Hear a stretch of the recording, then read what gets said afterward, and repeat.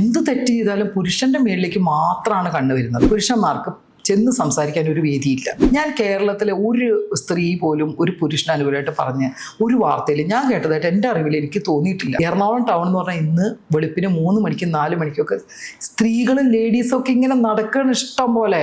ഇപ്പൊ ജീവിക്കുന്ന പെൺകുട്ടികൾക്ക് ഇതൊക്കെ അറിയില്ലേ, എങ്ങനെ പോയി എന്ത് സംഭവിക്കുന്നു. ഇങ്ങനെ കൂടെ പോയി 1, 2, 3, 4 മാസം ഒന്നും കൂടെ നടന്നിട്ടല്ല കാണിച്ചു കൊടുക്കേണ്ടത്.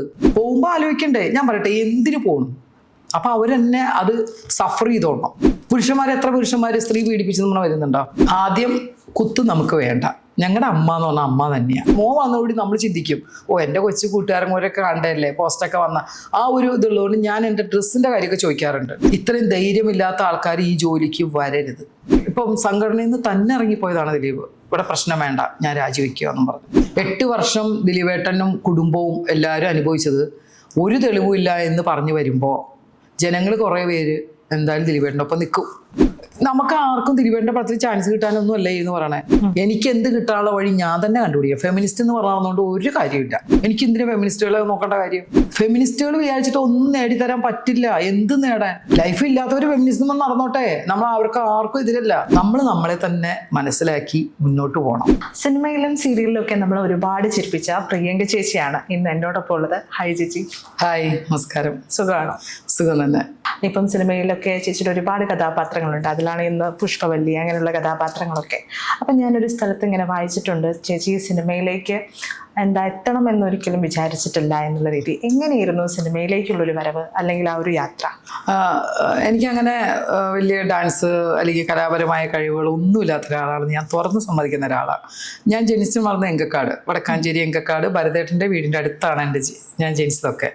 അപ്പോൾ അവിടെ വരുന്ന ആർട്ടിസ്റ്റുകളെ ആൾക്കാരെയൊക്കെ കാണാറുണ്ടെന്നല്ലാതെ എനിക്ക് സിനിമയായിട്ട് യാതൊരു ബന്ധമില്ല. ഭരതേട്ടൻ്റെ അമ്മയാണ് എന്നെ വീട്ടിലാണെങ്കിലും അവരുടെ അടുക്കളയിലും അവിടെ ഒക്കെ ആയിട്ടാണ് ഞാൻ വളർന്നു വന്നത്. പക്ഷേ സിനിമ എന്നുള്ളത് സങ്കല്പത്തിൽ പോലും ഇല്ലാത്ത ഒരാളാണ് ഞാൻ പ്രത്യേകിച്ച് വളരെ കൂളായി നടന്നുകൊണ്ടിരിക്കുന്ന ഒരാളാണ്.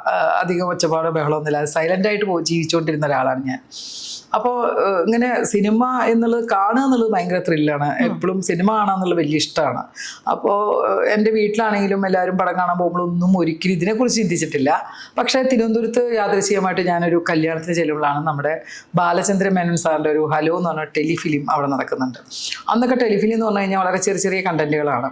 അപ്പം അതിനകത്ത് ഒരു ചെറിയൊരു റോള്. അപ്പം ഞാൻ അവിടെ ചെന്ന് കണ്ടത് മേനോൻ സാറിനെ കാണാൻ ചെന്ന എൻ്റെ ബ്രദറിൻ്റെ ഡയറക്ഷൻ പഠിക്കേണ്ട കാര്യം പറയാൻ വേണ്ടിയിട്ടാണ്. ഞാനല്ല, ഞാൻ അന്ന് 13-14 വയസ്സേ ആയിട്ടുള്ളൂ എനിക്ക്. അപ്പോൾ എൻ്റെ മദറാണ് തൊട്ടടുത്ത. അന്ന് മേനോൻ സാർ ഭയങ്കരമായിട്ട് കത്തി നിൽക്കുന്ന കുടുംബ പുരാണം അങ്ങനെയുള്ള പടങ്ങളൊക്കെ വളരെ റീച്ചായിട്ട് നിൽക്കുന്ന ഒരു സമയം നമുക്ക് ഭയങ്കര ആരാധനയാണല്ലോ. അപ്പോൾ ഞാൻ പറഞ്ഞു എനിക്കും കാണുന്നതുകൊണ്ട് ഞാൻ അമ്മയുടെ കൂടെ പാവാടിയും ബ്ലൗസൊക്കെ ഇട്ട് പോയ ഒരാളാണ് ഞാൻ. അവിടെ ചെന്ന് മേനോൻ സാറിനെ കണ്ട അമ്മ ഇങ്ങനെ ബ്രദറിൻ്റെ ഡയറക്ഷൻ കാര്യമൊക്കെ പറഞ്ഞപ്പോൾ പറഞ്ഞു അയ്യോ നോക്കിയിട്ട് പറയാമെന്നൊക്കെ പറഞ്ഞപ്പോൾ എന്നോട് ചോദിച്ചു എങ്ങനെയാണ്. അപ്പോൾ ഞാൻ പറഞ്ഞു ഞാൻ വെറുതെ പറഞ്ഞു എനിക്ക് അഭിനയിക്കാനൊക്കെ ആഗ്രഹമുണ്ട്. സത്യം എൻ്റെ വായന എങ്ങനെയാ അത് വന്നപ്പോൾ അഭിനയിക്കുമെന്ന് വെച്ചാൽ ഞാൻ പറഞ്ഞു അഭിനയിക്കും.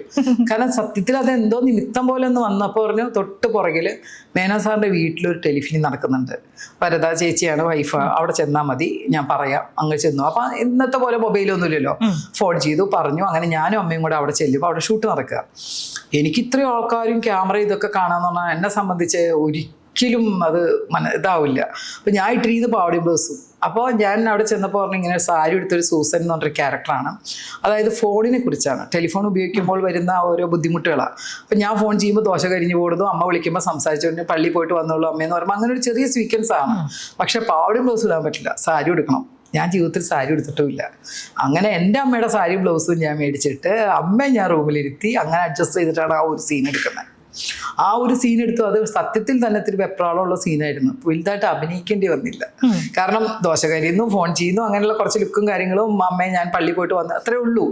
പക്ഷെ ആ ഒരു ടെലിഫിലിം കഴിഞ്ഞ് ഞാൻ അമ്മയും കൂടെ നേരെ ഞങ്ങളിങ്ങ് പോന്നപ്പോഴാണ് അവിടുന്ന് ഭയങ്കരമായിട്ട് പിറ്റേ ദിവസം ഫോണും അന്വേഷണങ്ങളും നടന്നുകൊണ്ടിരിക്കുന്നത്.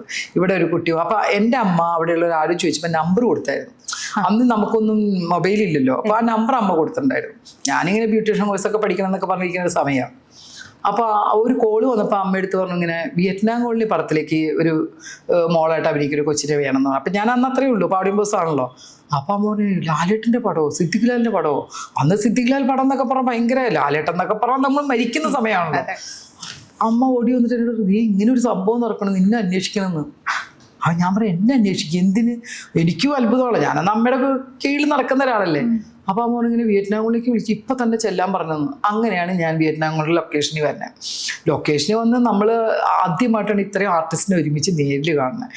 ലാലേട്ടനുണ്ട്, പപ്പുച്ചേട്ടനുണ്ട്, ഇന്നച്ചനുണ്ട്, ലളിത ചേച്ചിയുണ്ട്, അങ്ങനെ കനക, ഒത്തിരി ആർട്ടിസ്റ്റ് ഉണ്ടല്ലോ പടത്തിൽ. ഇവരൊക്കെ കോമ്പിനേഷനാണ് എനിക്ക്. അതിനകത്തൊരു പശു ചുരിദാർ കീറി എന്നാണ് ഒറ്റ സീനേ ഉള്ളൂ, ഡയലോഗായിട്ട് എനിക്കുള്ളത്. പക്ഷെ ഞാൻ ആ സീൻ ശാന്തകുമാരി ചേച്ചിയോട് ചെയ്യുകയും ചെയ്തു. ആ സീൻ പിന്നെ അപ്പച്ചൻ ചേട്ടൻ അവരൊക്കെ ആയിരുന്നു, അവരെല്ലാവരും കൂടി അഭിനയിച്ചത്. ആ സീൻ കഴിഞ്ഞ് ത്രൂ ഔട്ട് എനിക്ക് ആ കോളനിയിലെ സീനിലൊക്കെ നിൽക്കേണ്ടി വന്നു. അപ്പം ഇവരുടെ കൂടെയുള്ള ഈ അഭിനയം ഇതെല്ലാം കണ്ടപ്പോൾ ലളിത ചേച്ചിയാണ് ഇത് ആദ്യമേ ഭരതനോട് തമാശയ്ക്ക് പറഞ്ഞിട്ടുണ്ട് നീ പഠിക്കുക എന്ന് പറഞ്ഞ് വിട്ടതാണ്. തമാശയ്ക്ക് പറഞ്ഞിട്ടാ, ഞാൻ സീരിയസ്ലി സിനിമ അതൊന്നും കലാരംഗം ഒന്നും എൻ്റെ മനസ്സിലില്ല.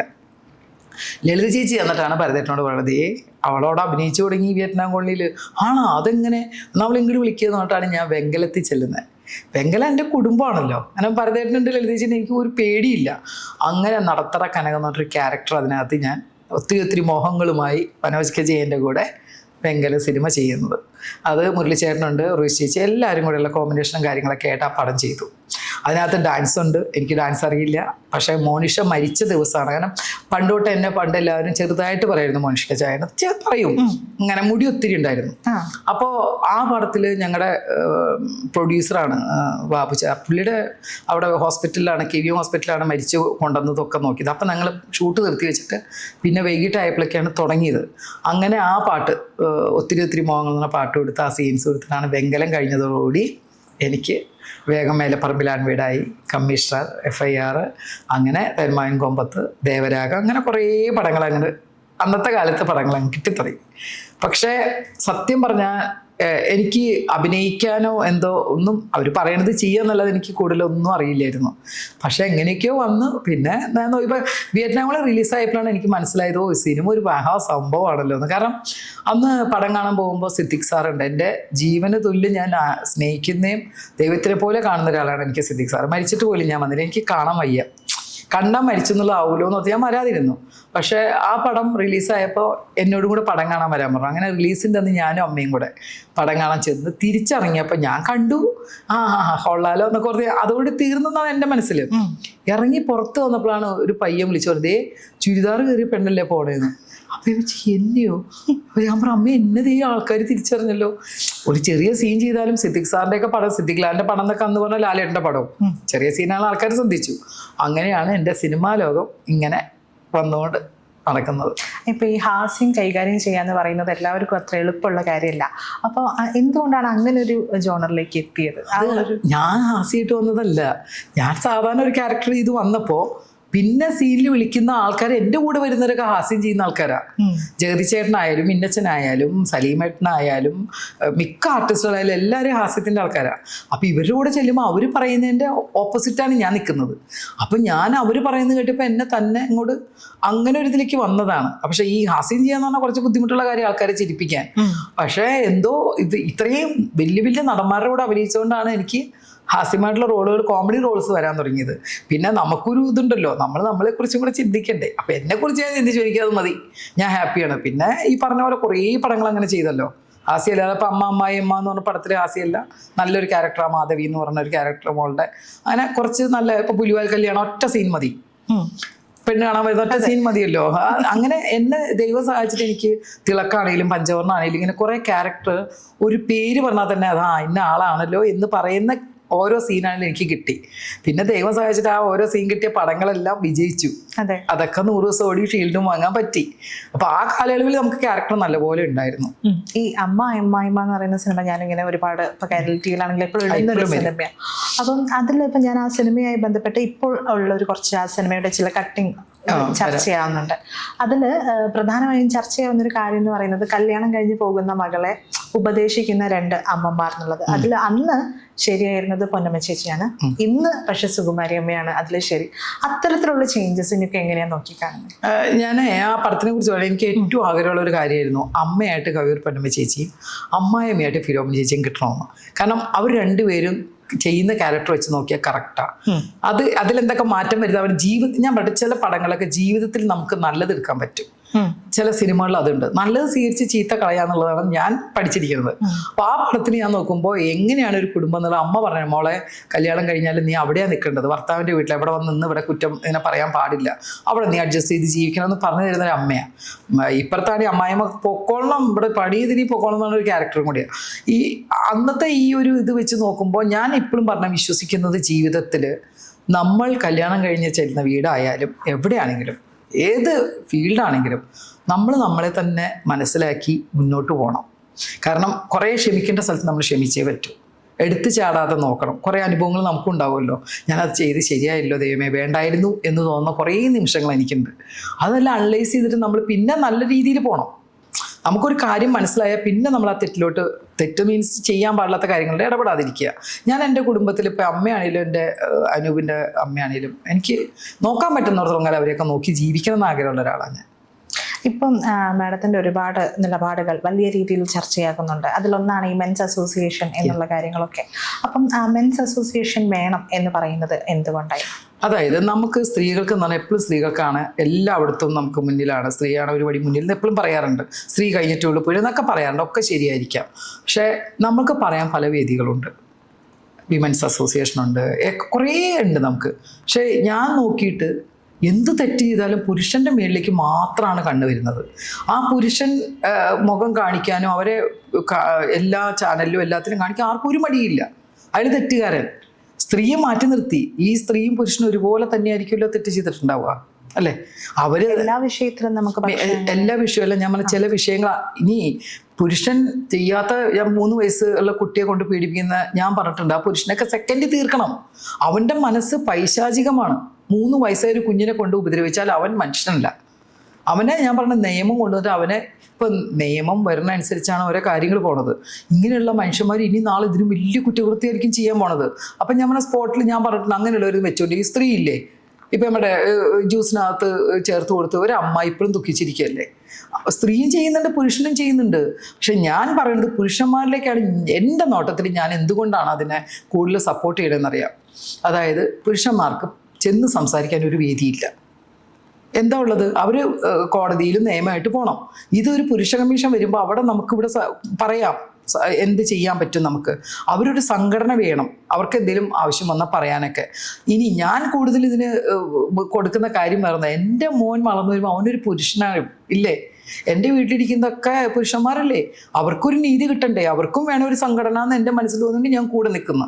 ഞാൻ കേരളത്തിലെ ഒരു സ്ത്രീ പോലും ഒരു പുരുഷന് അനുകൂലമായിട്ട് പറഞ്ഞ് ഒരു വാർത്തയിൽ ഞാൻ കേട്ടതായിട്ട് എൻ്റെ അറിവിൽ എനിക്ക് തോന്നിയിട്ടില്ല.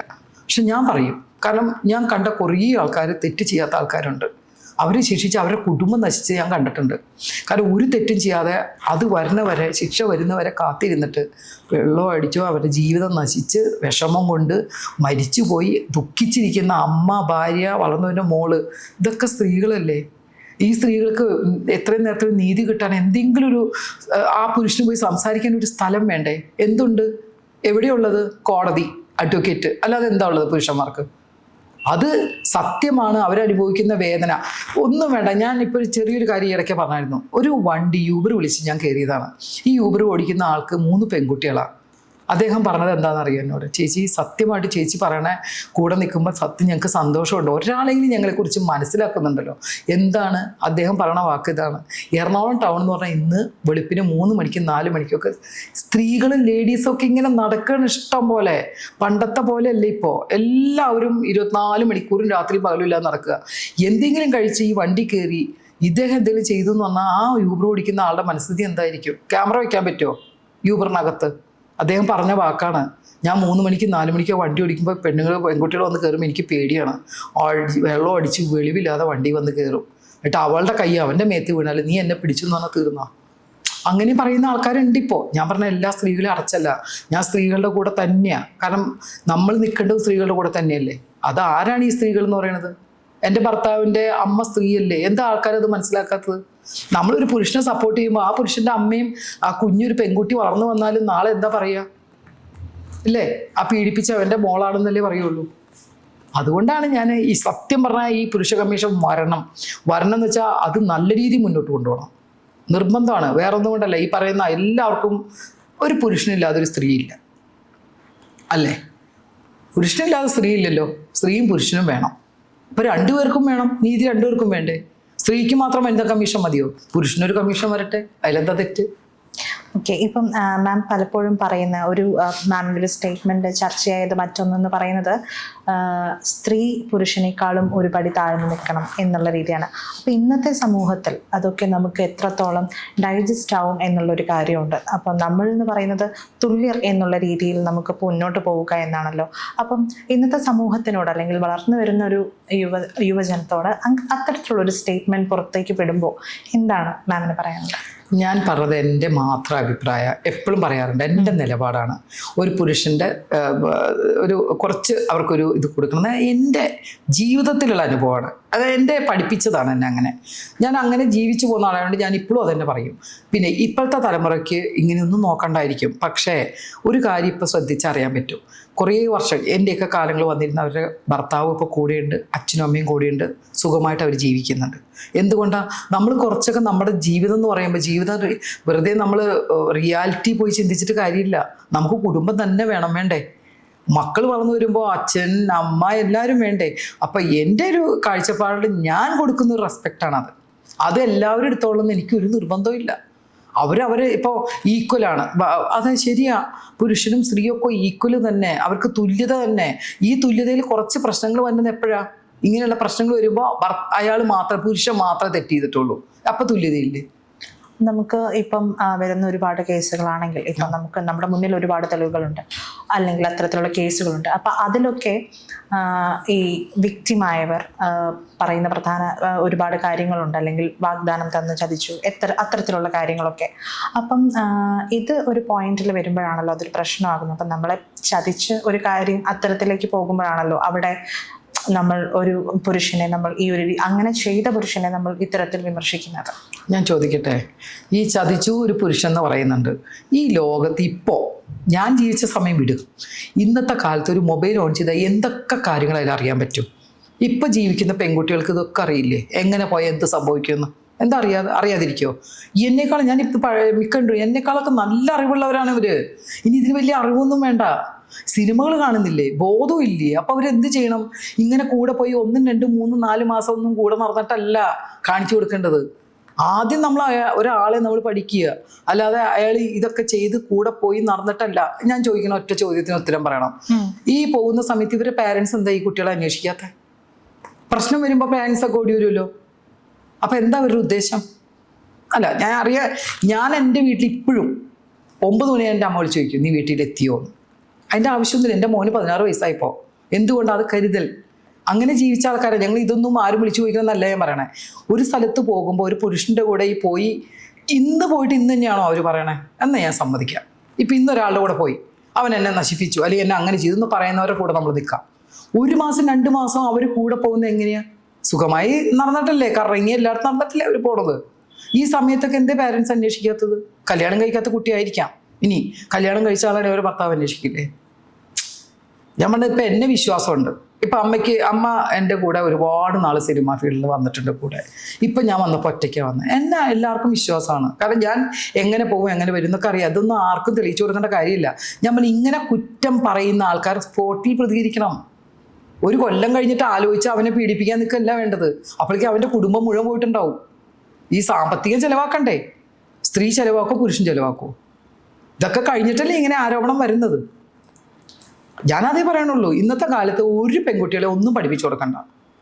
ഇത് കുറേ ശതമാനം പെൺപിള്ളേർ ഇതിനു വേണ്ടി തന്നെ നടക്കുക. എങ്ങനെ പുരുഷനെ എങ്ങനെയാ പിടിച്ച്, അതുകൊണ്ട് ഞാൻ സ്ത്രീകൾക്കെതിരാന്ന് പറയാൻ പറ്റുമോ? ഞാൻ ഒരു സ്ത്രീകളെ എതിരെ പറയാറില്ല. ചങ്കുറ്റായിട്ട് നിന്ന് ജീവിക്കണം എന്ന് എല്ലായിടത്തും ഞാൻ സംസാരിക്കാറ്. സ്ത്രീയാണോ വീട്ടിൽ തളർന്നിരിക്കരുത്, നിങ്ങൾ എന്തെങ്കിലും ജോലി ചെയ്യണം. ഇപ്പം നമുക്ക് എന്തൊക്കെ കാര്യങ്ങളുണ്ട്. ഓൺലൈൻ വഴി മാർക്കറ്റ്, ഡ്രസ്സ് എടുക്കാം. ഒരു ടോപ്പ് 150 രൂപ ടോപ്പ് ഒരു 50 രൂപ കയറ്റി വെച്ച് 200 രൂപയ്ക്ക് വിറ്റാൽ മതി. 50 രൂപ വെച്ച് പ്രൊഡക്റ്റിന് കിട്ടില്ലേ? ഇതൊക്കെ ചെയ്തുകൂടെ? ഇതൊക്കെ ചെയ്ത് ജീവിക്കാമല്ലോ, ഒന്നല്ല അന്തസ്സായിട്ട് ജീവിക്കാം. ഇത്രയും സാധ്യതകൾ നമ്മുടെ മുമ്പിലുണ്ട്. പിന്നെ എന്തിനാ ഈ പഠിക്കും പോണത്? ചാനലിൽ കയറിയിരുന്ന് പറഞ്ഞ് എന്നെ അവിടെ പീഡിപ്പിച്ച് എന്നെ ഇങ്ങനെ ചെയ്തു, എന്നെ അങ്ങനെ എന്തിനു വേണ്ടി? ഞാൻ വേറൊരു കാര്യം ഇപ്പം കറക്റ്റായിട്ടൊരു കാര്യം കൂടെ പറഞ്ഞുതരാം. ഞാൻ പറയണത്, ഇപ്പം ഞാൻ ഒരാളുടെ കൂടെ ഇഷ്ടപ്പെട്ടു പോയി, ഞാൻ ഒരുപാട് സ്നേഹിച്ചു. സ്നേഹം പ്രണയം ഒക്കെ ഉള്ളതാണ് ജീവിതത്തിൽ. അതെല്ലാവർക്കും ഉണ്ടാവും, ഇല്ലാതിരിക്കില്ല. അല്ലെങ്കിൽ പൂവിനോടായിരിക്കും, പാട്ടിനോടായിരിക്കും, പുരുഷന്മാർ സ്ത്രീയും പുരുഷനും ഒക്കെ ആയിരിക്കാം.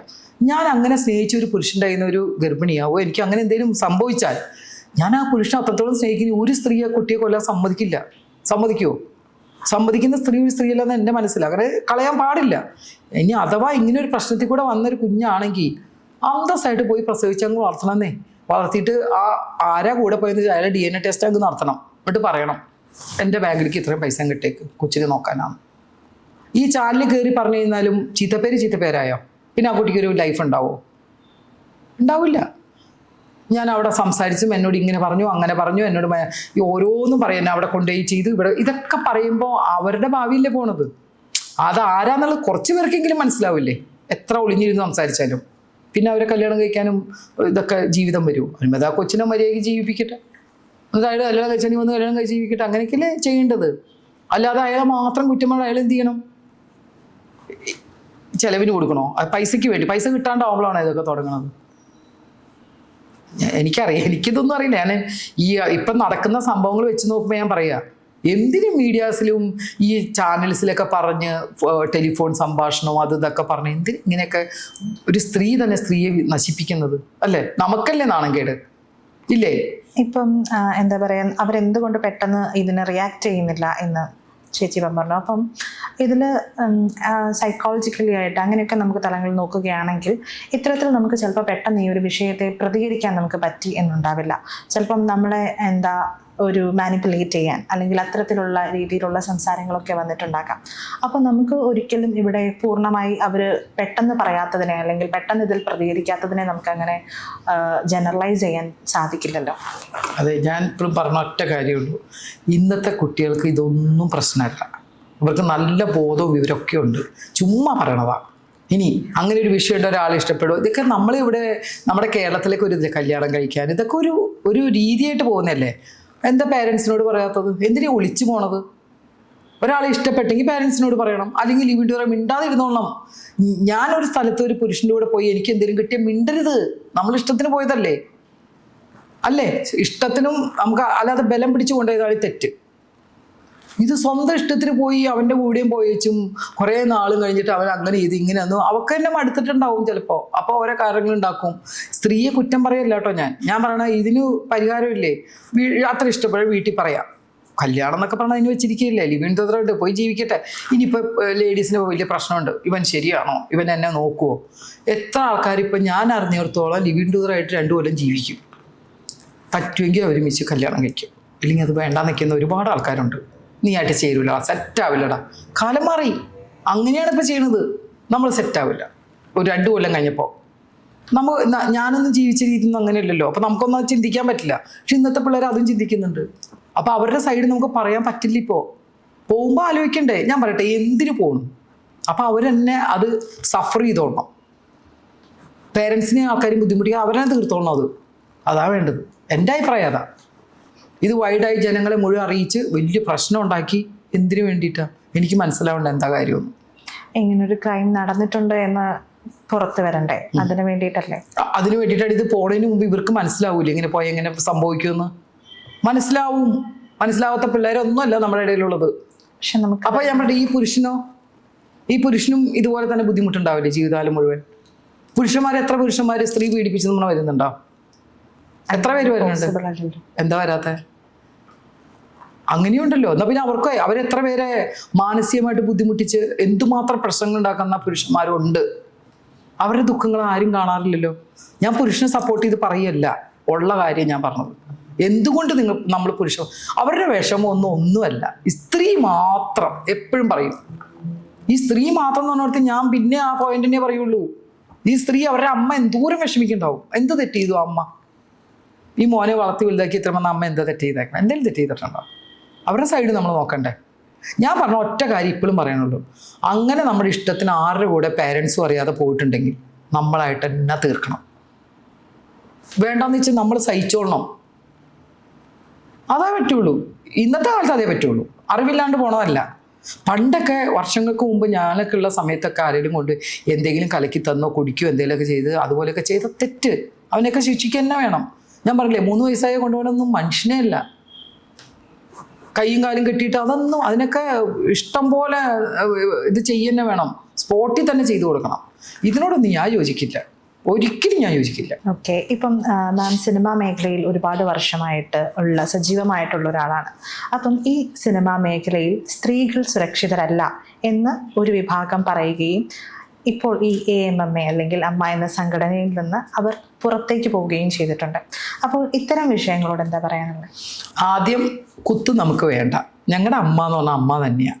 ഞാൻ ഒരിക്കലും കുത്തിട്ട് വിളിക്കില്ല. കാരണം എന്താ അറിയോ, ആ അമ്മയിലെ സംഘടനയ്ക്കകത്ത് ഒരുപാട് അഭിനയിക്കാനൊന്നും വയ്യാതെയൊക്കെ ഇരിക്കുന്ന ആൾക്കാരെ ഒത്തിരി സഹായിക്കുന്ന ഒരാളാണ് അമ്മ എന്ന് പറഞ്ഞാൽ ഞങ്ങളുടെ സംഘടന. പുറത്തും വീട് വെച്ച് കൊടുക്കും, നമ്മളെ കൊണ്ട് പറ്റുന്നല്ല അമ്മ ചെയ്യുന്നുണ്ട്. അപ്പോൾ അതൊരു ഇങ്ങനൊരു പേര് മാറ്റി വിളിക്കാനൊന്നും ഞാൻ അമ്മയുടെ ഒപ്പം തുടക്കം മുതലുള്ള ആളാണ് ഞാൻ. ഇന്നും ഞാൻ വളരെ അഭിമാനത്തോടു കൂടി തന്നെ അമ്മയിലെ അംഗമാണെന്ന് പറഞ്ഞിരിക്കുന്ന ഒരാളാണ് ഞാൻ. അതുകൊണ്ട് അത് ഞാൻ കുറ്റമൊന്നും പറയില്ല. പക്ഷേ ഈ പറയുന്നതിനോട് എനിക്ക് ഒരു യോജിപ്പില്ല. എന്താണ് സ്ത്രീകൾക്ക് സുരക്ഷിതയില്ലായ്മ? എവിടെയാണ് ഇല്ലാത്തത്? ഏത് ഫീൽഡിലാണ് ഇല്ലാത്തതെന്ന് പറഞ്ഞുതരുമോ? നമ്മൾ വിചാരിക്കണം. ഞാൻ ഈ സിനിമ ചെയ്യുന്നതുകൊണ്ട് 10-30 വർഷമായെന്ന് പറഞ്ഞില്ലേ, എനിക്ക് എന്താണ് അവിടെ ഒരു ഇതില്ലാതെ, സംരക്ഷണം ഇല്ലാതെ വന്നിട്ടുള്ളത്? എനിക്ക് ഒരു സംരക്ഷണക്കുറവും വന്നിട്ടില്ല. എന്നെ അതുപോലെ അവർ ട്രീറ്റ് ചെയ്തിട്ടുള്ളൂ. ഒരു പ്രശ്നം എനിക്ക് ഫീൽഡിൽ വന്നിട്ടില്ല. പിന്നെ ഇതൊക്കെ ഇറങ്ങിത്തിരിക്കുമ്പോൾ നമ്മൾ എന്ത് കാര്യത്തിന് ഇറങ്ങിത്തിരിക്കും നമുക്കൊരു ബോൾഡ്നെസ് വേണം, വേണ്ടേ? അമ്മയല്ല ആര് കൂടി ഉണ്ടെങ്കിലും നോ പറയേണ്ടടുത്ത് നോ തന്നെ പറയണം. അല്ലാതെ പറയാതെ അത് കിട്ടി അത് ചെയ്യാൻ പറ്റുമോ ഇത് ചെയ്യാൻ പറ്റുമോ എന്നൊക്കെ ചിന്തിച്ച് പോകുന്നവരൊക്കെ ബോധമില്ലാതെ ചെയ്തതിന് നമ്മളെന്ത് ചെയ്യാൻ പറ്റും? അല്ലാതെ സിനിമാ ഫീൽഡൊന്നും ആരും ബലം പിടിച്ചൊന്നും ഇതാക്കണമൊന്നുമില്ല. നമ്മൾ തന്നെ വിചാരിക്കണം ഏത് ഫീൽഡാണ്. സിനിമ മാത്രമല്ല, സിനിമയാകുമ്പോൾ അറിയും. ഇപ്പം ഞാൻ എൻ്റെ ആരെങ്കിലും അല്ലെങ്കിൽ ബന്ധുക്കൾ ആരെങ്കിലും എവിടെയെങ്കിലും കണ്ട പ്രിയങ്ക ഇന്ന ആളുടെ കൂടിയാന്ന് പറയാനേ ഉണ്ടാവുള്ളൂ. അത് ഞാൻ പ്രിയങ്ക ആയതുകൊണ്ട്, എന്നെ തിരിച്ചറിയുന്നുണ്ട്. ഇപ്പോൾ എത്രയോ ഫീൽഡുകളുണ്ട്. ഇവിടെയൊക്കെ എന്താ നടക്കണത്? ഒന്നും നടക്കില്ല. ഒരു സംരക്ഷണവും ഇതും വേണമെന്ന് ഇപ്പം എന്താ ഉണ്ടായത് എന്നിട്ട് ഇപ്പോൾ സ്ത്രീ തന്നെ സ്ത്രീക്ക് ഒരു ഇതായി. കാരണം ഞാൻ ഒരു പടത്തിൽ അഭിനയിക്കാൻ പോയപ്പോൾ ഞാൻ പറഞ്ഞതാണത്. പടത്തിൽ അഭിനയിക്കാൻ പോയപ്പോൾ ഞാൻ ചോദിച്ചു, അയ്യോ ഞങ്ങൾക്കൊന്നും ഇപ്പോൾ ഒരു ക്യാരക്ടറും ഞങ്ങളുടെ ഇത് വെച്ച് വരുന്നില്ല. ഒരു സിനിമ എടുത്തു കഴിഞ്ഞാൽ അതിലൊരു നായിക പോലൊരു കുട്ടി ഉണ്ടാവും. വേറെ അമ്മയോ പെങ്ങളോ ആരോ ഒന്നും അധികം ഇല്ല. പിന്നെ വളരെ ചുരുക്കം പുതുമുഖ ആൾക്കാർ അവരിടുന്നു. അപ്പോൾ ഞാൻ ചോദിച്ചിട്ട് എന്താണ് ഇങ്ങനെ വരുന്നത്? ഞാനൊക്കെ അഭിനയിക്കുമ്പോൾ ഒരു സീനാണെങ്കിലും ആ പ്രിയങ്ക ഒരു സീൻ ഇട്ടിട്ട് വന്ന് ചെയ്യും. ഞാൻ സന്തോഷപൂർവ്വം വന്ന് ചെയ്യുന്ന ആളാണ്. ഒരു ഷോട്ട് ഉണ്ടെങ്കിലും ഞാൻ പോയി അഭിനയിക്കും. അഭിനയം എൻ്റെ ജോലിയാണ്. ഏത് വേഷം ഞാൻ നോക്കാറില്ല, ഡ്രസ്സ് മാത്രമേ നോക്കും. കാരണം എൻ്റെ മോനും എൻ്റെ വീട്ടുകാരും അവർക്കൊരു അയ്യേന്ന് തോന്നുന്ന ഒന്നും ഞാൻ അങ്ങനെ ഇട്ട് അഭിനയിക്കാറില്ല. കാരണം പണ്ട് എന്തെങ്കിലുമൊക്കെ മുണ്ടും ദിവസമൊക്കെ അഭിനയിച്ചിട്ടുണ്ടാവും. പക്ഷേ വന്നതോടെ നമ്മൾ ചിന്തിക്കും, എൻ്റെ കൊച്ചു കൂട്ടുകാരന്മാരൊക്കെ കണ്ടല്ലേ പോസ്റ്റൊക്കെ വന്ന ആ ഒരു ഇതുള്ളതുകൊണ്ട് ഞാൻ എൻ്റെ ഡ്രസ്സിൻ്റെ കാര്യമൊക്കെ ചോദിക്കാറുണ്ട്. എനിക്ക് പറ്റുന്ന ഡ്രസ്സ് ഇട്ടേ ഞാൻ അഭിനയിക്കാറുള്ളൂ. ഇപ്പം ചോദിച്ചപ്പോൾ അവർ പറഞ്ഞൊരു മറുപടി എന്താണെന്നറിയോ? എന്തിനാ പ്രിയങ്കയെ വേണ്ടാത്ത പണിക്ക് പോകണത്? ഇവിടെ വന്നൊന്ന് നോക്കി മിണ്ടി എന്ന് പറഞ്ഞാൽ ആ പടം കഴിഞ്ഞൊരു മിണ്ടില്ല. ആ സമയത്ത് പറയണ്ടേ? അത് പടം എല്ലാം കഴിഞ്ഞതിന് ശേഷം ഓരോ പരാതിയും കംപ്ലൈൻറ്റും പറഞ്ഞ് ഞങ്ങളുടെ പടത്തിനെ അത് ബാധിക്കും. കഷ്ടപ്പെട്ടാണ് ഈ പടം ചെയ്യുന്നത്.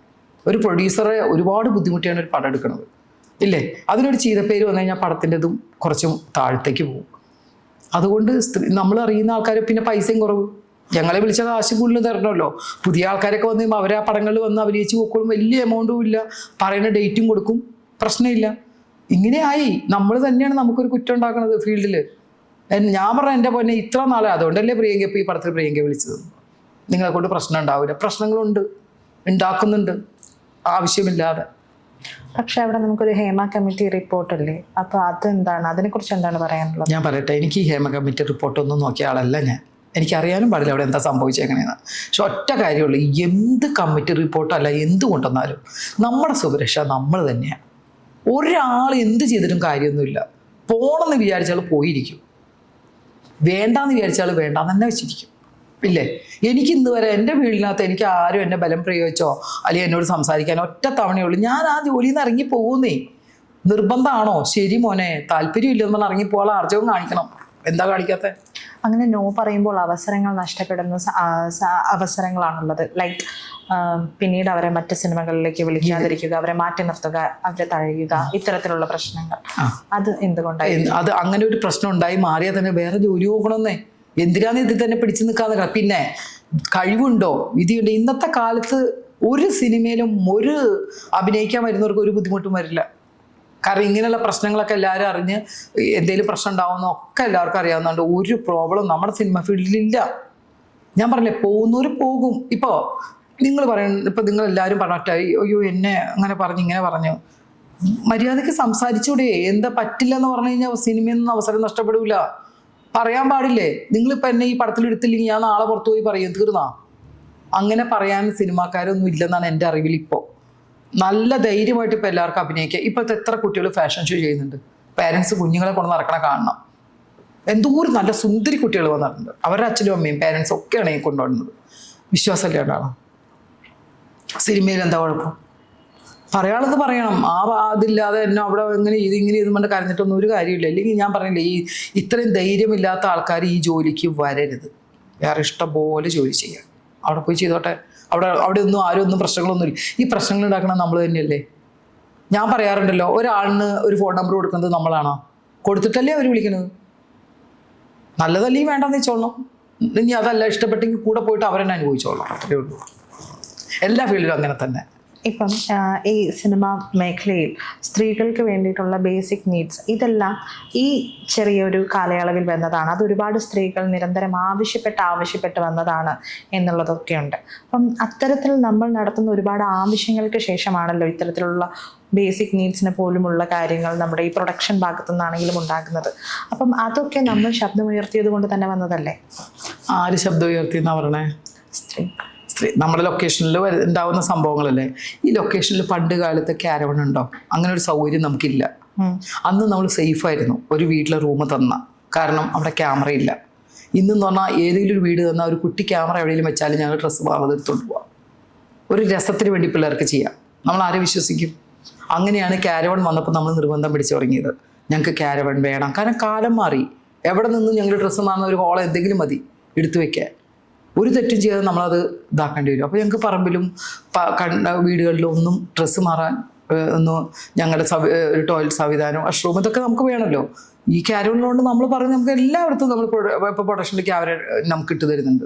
പിന്നെ എന്താണ് അടിസ്ഥാനമായിട്ട് ഞാനൊക്കെ അഭിനയിക്കുന്ന സമയത്ത് എന്നെ വെല്ലായിട്ട് തന്നെയാണ് റെയിൽവേ സ്റ്റേഷനിൽ വരണതും എന്നെ കൂട്ടിക്കൊണ്ടു പോകുന്നതും റൂം തരുന്നതൊക്കെ വളരെ കറക്റ്റായിട്ട് തന്നെ അവർ ചെയ്തിട്ടുണ്ട്.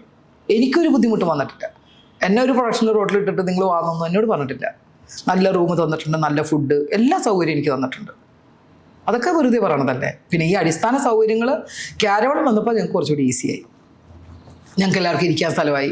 അതുപോലെ എല്ലാവരും ഇപ്പോൾ മാറി. പണ്ടെന്ന് പറഞ്ഞാൽ സിനിമ എന്ന് പറഞ്ഞാൽ ഭയങ്കര രസമായിരുന്നു. ഞങ്ങളെല്ലാവരും കൂടി പുറത്ത് കസാര ഇട്ടിരുന്ന സംസാരവും ഓരോരോ കാര്യങ്ങൾ. പക്ഷേ ഇന്ന് അതില്ല. അതിൻ്റെ ഒരു വിഷമം എനിക്കുണ്ട്. ഇന്ന് നമുക്ക് എല്ലാവർക്കും കാണാനേ പറ്റുന്നില്ല ആരൊക്കെ അഭിനയിക്കണമെന്ന് പോലും. കാരണം ഒരു സീൻ കഴിഞ്ഞാൽ അവർ പോയി ക്യാരവണിലിരുന്ന്, ഞങ്ങൾ പോയി ക്യാരവണിലിരുന്ന്, ആരും തമ്മി മിണ്ടുന്നില്ലല്ലോ. അതൊരു വിഷമം. അല്ലാതെ എന്താ ഉള്ളത്? ഫീൽഡ് ഇപ്പോഴും പഴയ ഫീൽഡ് തന്നെ. ക്യാമറ മാത്രത്തെ വ്യത്യാസമുണ്ട്. മറ്റേത് റോളിങ് ഫിലിം ഇറങ്ങും, ഇതിപ്പോൾ കാർഡായി. ആ ഒരു വ്യത്യാസം എനിക്ക് തോന്നുന്നുള്ളൂ. റീടേക്ക് എടുത്താലും പേടിക്കും. അതുപോലെ പറയുന്ന മറ്റൊരു കാര്യം ഈ തുല്യവേതനം എന്നുള്ളതിനെ കുറിച്ചാണ്. അപ്പം നടിക്കും നടനും തുല്യവേതനം വേണമെന്ന് ആവശ്യപ്പെടുന്ന ഒരുപാട് പേരുണ്ട്. എന്താണ് ചേച്ചിക്ക് ആ വിഷയത്തിൽ പറയാനുള്ളത്? എങ്ങനെ നടനും നടിക്കും തുല്യവേതനം വേണമെന്നോ? അങ്ങനെയാണോ ഉദ്ദേശിച്ചത്? ഈക്വൽ ആയിട്ടുള്ള ഒരു എമൗണ്ട് കൊടുക്കുക എന്നുള്ളൊരു രീതി. അതെ, ഇപ്പോൾ വരുന്ന എല്ലാം പുതിയ പുതുമുഖം പെൺകുട്ടികളൊക്കെ വരുന്നത്. അവർക്കൊക്കെ ഒരു എമൗണ്ട് വെച്ചിട്ടുണ്ടാവും. അങ്ങനെയാണ് വെക്കുന്നത്. ഈ നടന്മാർ ഒരുപാട് പടങ്ങൾ, ഇപ്പം ഈ പറയുന്ന നടൻ ആദ്യം മേടിച്ച പൈസ എത്രയാണെന്നറിയോ? ചെറിയ എമൗണ്ട് അല്ലേ? അതയാൾ കഷ്ടപ്പെട്ട് ആ പടം വിജയിപ്പിച്ച് നല്ല സ്കോറിലായി നല്ല രീതിയിൽ വന്നിട്ടല്ലേ അദ്ദേഹത്തിന് പൈസ കൊണ്ട് കിട്ടണത്. ഇപ്പം പഴയ വരുന്ന നടികളൊക്കെ ഒരുമിച്ച് നിൽക്കാതെ പുതിയ ആൾക്കാർ വരുമ്പോൾ അത്രയൊക്കെ പൈസ കൊടുക്കണ്ടാവുള്ളൂ പ്രൊഡ്യൂസർ. പക്ഷെ ഈ നടൻ എത്ര എഫേർട്ട് എടുത്തിട്ടാണ് അദ്ദേഹത്തിൻ്റെ പടം വിജയിച്ചിട്ടാണ് അയാൾ പൈസ മേടിക്കുന്നത്. അത് ആർക്ക് തടയാൻ പറ്റും? പിന്നെ ആ പടം ഓടുന്ന ആ ഒരാൾക്ക് കോപ്പിറൈറ്റ് ഉണ്ട്, സാറ്റലൈറ്റ് ഉണ്ട്. ഇതൊക്കെ നോക്കിയിട്ടാണ് ഒരു പ്രൊഡ്യൂസർ അദ്ദേഹത്തിന് പൈസ കൊടുക്കുന്നതാണ് എൻ്റെ അറിവ്. ഇപ്പം നിൽക്കുന്ന സ്ത്രീകളിൽ മുൻനിര നിൽക്കുന്ന സ്ത്രീകളൊക്കെ പൈസ വാങ്ങുന്നില്ലേ? നയൻതാരയൊക്കെ പൈസ വാങ്ങുന്നില്ലെന്നാണ് തോന്നുന്നത്. എല്ലാവരും കാശ് വാങ്ങുന്നുണ്ട്. അത് അവരുടെ വിജയം അനുസരിച്ചാണ്. ഇപ്പോൾ പുതിയതായിട്ട് വന്നൊരു ആർട്ടിസ്റ്റ് വന്നു, അവരുടെ പടം അങ്ങ് കത്തി വിജയിച്ച് ആ കുട്ടി പറയുന്ന പൈസ കൊടുക്കും ഇല്ലേ? ഇതൊന്നും കൊടുക്കാതെ പ്രൊഡ്യൂസർ വാരി പൈസ കൊടുക്കുമോ? അങ്ങനെയൊക്കെ അതിൻ്റെ രീതിയിലേ പോകൂ. ഇപ്പം ഞാൻ ചെന്നിട്ട് പറഞ്ഞാൽ എനിക്ക് ഇത്ര രൂപ തന്നാൽ വേറെ പ്രിയങ്ക വേണ്ട, വേറെ ആൾ വെക്കുന്നതന്നെ പറയുള്ളൂ. അപ്പോൾ നമ്മൾ ഇപ്പം അഭിനയിച്ച് വരുന്ന ഓരോ പടങ്ങളും നല്ല രീതിയിൽ വരുമ്പോൾ ലാലേട്ടൻ, മമ്മൂക്ക, സുരേഷ് ഏട്ടൻ, ഇങ്ങനെ കുറേ പേരുള്ളവരൊക്കെ അതേപോലെ കഷ്ടപ്പെട്ടിട്ടാണ് പൈസ വാങ്ങുന്നത് ഇല്ലേ? എത്ര പടങ്ങൾ അവർ വിജയിപ്പിച്ചിട്ടുണ്ട്. അപ്പോൾ ദിലീപേട്ടൻ ഇപ്പം തന്നെ പടം, ഏത് പടമാണെങ്കിലും എല്ലാവരുടെ പടങ്ങളും അവർ കഷ്ടപ്പെട്ടിട്ട് തന്നെ അവർ പൈസ ഉണ്ടാക്കണത്. തുല്യമായിട്ട് വേണമെന്ന് പറഞ്ഞാൽ കൊടുക്കും. ഇപ്പം വേറെ ഏതോ ഒരു നടി ഒരുപാട് കാശ് മേടിച്ചു എന്നിട്ട് സംസാരം ഉണ്ടായിരുന്നല്ലോ. അത് അവർ അത്രയും പടം അവർ കഷ്ടപ്പെട്ട് പോയി ചെയ്തുകൊണ്ടല്ലേ. തമിഴും തെലുങ്കും പോയി നല്ലപോലെ അഭിനയിച്ച് മലയാളത്തിൽ വരുമ്പോൾ കാശ് കിട്ടും, മേടിക്കും. നമുക്കിതൊന്നും പറയാൻ പറ്റില്ല. ഇത്ര രൂപ കൊടുക്കും, ഇത്ര രൂപ നമുക്ക് പറയാൻ പറ്റുമോ? ഞാൻ എൻ്റെ പൈസ പറയുന്നതേ ഇന്ന പോലെ ഇത്ര രൂപ തന്നാൽ മതി, നിങ്ങൾ തന്നാൽ മതി. അത്രേ ഞാൻ പറയാറുള്ളൂ. പൈസയ്ക്കൊന്നും ഞാൻ നിർബന്ധം. എനിക്ക് അവിടുത്തെ ചെല്ലുമ്പോൾ ഡീലിങ് നല്ലതായിരിക്കും. ഇപ്പം നമുക്ക് ഇനി സിനിമയിലേക്ക് തന്നെ വരാം. അപ്പം ഞാൻ നേരത്തെ ചോദിച്ച ചോദ്യമാണ് ഹാസ്യവുമായി ബന്ധപ്പെട്ട ചോദ്യങ്ങൾ. അപ്പം ഈ ഹാസ്യമല്ലാതെ മറ്റേതെങ്കിലും കഥാപാത്രങ്ങളെ അവതരിപ്പിക്കണം അല്ലെങ്കിൽ മറ്റേതെങ്കിലും ജോണറുകളെ അഭിനയിക്കണം എന്ന് തോന്നിയിട്ടുണ്ടോ? ഞാനിപ്പോൾ സുഗമോദേവ് എന്ന് പറഞ്ഞൊരു സീരിയൽ ചെയ്യുന്നത് ഞാൻ പറഞ്ഞതാണ്, ഫ്ലവേഴ്സിലുണ്ട്. അതിപ്പോൾ ഏകദേശം ഒരു 800 എപ്പിസോഡ് 2-3 വർഷമാവാറായി. എന്നെ അതിലേക്ക് തിരഞ്ഞെടുക്കുന്ന ഒരു അമ്മയുടെ ക്യാരക്ടറാണ്. ഞാൻ ഒരിക്കലും അമ്മ ക്യാരക്ടർ ചെയ്യണം എന്നുള്ള വിചാരിച്ചിരുന്ന ആളെ അല്ല. പക്ഷെ ലുക്ക് ബേസും ഞാൻ ഭയങ്കരമായിട്ട് മാറ്റമാണ് ആ സീരിയലിൽ. ഞാനൊരു അമ്മ തന്നെയാണ്. പക്ഷെ ആ ക്യാരക്ടർ അത്ര നന്നായിട്ട് ചെയ്യിപ്പിച്ച ആ ഡയറക്ടറുടെ കഴിവാണ്, ഫൈസൽ അടിമാലിയുടെ കഴിവാണ്, അല്ലാതെ എൻ്റെ കഴിവൊന്നുമല്ല. കാരണം ഞാൻ എപ്പോഴും ഓരോ പടങ്ങൾ ചെയ്യുന്ന കോമഡി റോളും ആൾ നോക്കലും ഇങ്ങനെ നോക്കലും ചിരിക്കും ഇതൊക്കെ തന്നെയല്ലേ. പക്ഷെ ഇത് എൻ്റയർലി ഡിഫറെൻ്റ് ആയിട്ടുള്ള ഒരു ക്യാരക്ടറാണ് ഭാർഗവി എന്ന് പറഞ്ഞ ക്യാരക്ടർ. അതിന് എനിക്ക് അവാർഡും കിട്ടി. അത് ഫ്ലവേഴ്സ് തന്നു. ഞാനത് നല്ലപോലെ ചെയ്തുകൊണ്ടിരിക്കണം. ഞാൻ പറഞ്ഞ ഒരു ഡയറക്ടറാണ് ഒരു ആർട്ടിസ്റ്റിനെ ഏത് റോള് ചെയ്യിപ്പിക്കുന്നത് ഡയറക്ടറാണ്, നമ്മളല്ല തീരുമാനിക്കണേ. ഇപ്പോൾ ഞാനൊരു ഉദാഹരണം, ഇന്ദ്രൻ സേട്ടൻ എത്ര പടം കോമഡി ചെയ്തിട്ടുണ്ട്. ഇന്ന് ഇന്ദ്രൻ സേട്ടൻ്റെ ലെവൽ എന്താണ്? അദ്ദേഹം എത്ര നന്നായിട്ട് വിഷമമുള്ള സീനും സങ്കടമൊക്കെ നമ്മൾ തന്നെ കരഞ്ഞു പോയില്ലേ കാണുമ്പോൾ. സലീമേട്ടൻ, സുരാജ്, എത്ര പേര് ചെയ്തു അങ്ങനത്തെ റോൾസ്. അപ്പോൾ ദൈവം സഹായിച്ച് എനിക്ക് അങ്ങനെ ഇന്ന റോള് ചെയ്യണമെന്ന് മനസ്സിലില്ല. എൻ്റെ മനസ്സിലൊറ്റ കാര്യമുള്ളൂ, ഞാൻ ഇത്ര വർഷം നിന്നെങ്കിലും എനിക്ക് കുറച്ച് റോൾസ് ചെയ്യാൻ പറ്റിയിട്ടില്ലെന്ന് എല്ലാവരും എന്നോട് പറയും. ചേച്ചീനെ ആരും സിനിമയിൽ ഉപയോഗിച്ചിട്ടില്ല, അതായത് നല്ല ക്യാരക്ടർ തന്നിട്ടില്ല, ഇങ്ങനെ ചെയ്തു പോയി. പക്ഷെ എപ്പോഴും ഞാൻ എന്തെങ്കിലുമൊക്കെ ചാനലിലൊക്കെ ആയിട്ട് ഞാൻ ഒരിക്കലും ഔട്ട് ആയിട്ടില്ല. എപ്പോഴെങ്കിലൊക്കെ ഞാനുണ്ടാവും. അപ്പോൾ ജനങ്ങളുടെ ഇടയിൽ ഞാനുണ്ട്. അത് നമ്മൾ പുറത്തിറങ്ങും പറയും. ചേച്ചി പറയുമ്പോൾ നമുക്ക് മനസ്സിലാവും, ഒരാളല്ല പറയുക, എല്ലാവരും പറയുമ്പോൾ. പക്ഷെ എൻ്റെ മനസ്സിലുള്ള ക്യാരക്ടർ ഒരു നല്ല ഡയറക്ടർ ഒന്ന് അദ്ദേഹത്തിന് തോന്നി എന്നെ കൊണ്ട് ചെയ്യിപ്പിച്ചാൽ ചിലപ്പോൾ ഞാൻ ചെയ്യും. അത് എപ്പോഴാണ് സംഭവിക്കാം, അമ്മയായിട്ടോ അമ്മൂമ്മയായിട്ടോ എന്തായാലും ഞാൻ അതിൽ വെയിറ്റ് ചെയ്യുന്നുണ്ട്. ഇപ്പം സിനിമയിലുള്ള ഈ ഒരു ഈ തമാശയെ നമുക്ക് 2 രീതിയിൽ നോക്കുകയാണെങ്കിൽ, ഒന്ന് നമുക്ക് ഈ കുറച്ച് മുന്നേ ഉള്ള കാലഘട്ടത്തിലുള്ള തമാശ, ഒന്ന് ഈ പ്രസൻറ്റിലുള്ള ഒരു തമാശ. അപ്പം പണ്ട് അധികവും ഒരു ബോഡി ഷേമിങ്, അല്ലെങ്കിൽ നമുക്ക് ഇന്ന് കേട്ടാൽ ചിരി വരാത്ത രീതിയിൽ അയ്യോ അത് അങ്ങനെ പറയാൻ പാടില്ലല്ലോ എന്ന് തോന്നിപ്പിക്കുന്ന രീതിയിലുള്ള തമാശകളാണ്.